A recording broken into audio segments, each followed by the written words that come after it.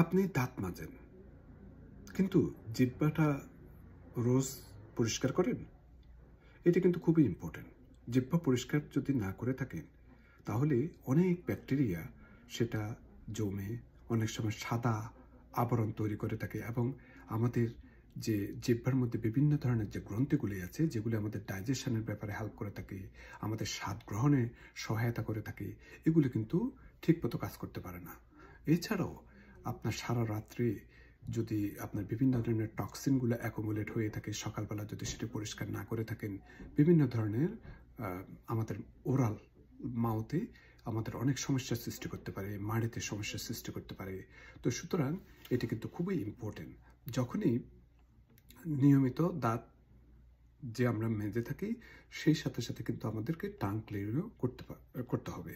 না হলে আমাদের কিন্তু ওরাল হেলথটা খুব একটা ভালো থাকবে না। সেটিতে শুধুমাত্র বিভিন্ন ধরনের ব্যাড অর্ডার সৃষ্টি করে থাকে, শুধু সেটি নয়, এমনকি বিভিন্ন ধরনের জিঞ্জিভাইটিস হওয়ার সম্ভাবনা থাকে। আবার সেটি রক্তে গিয়ে বিভিন্ন ধরনের সমস্যার সৃষ্টি করতে পারে।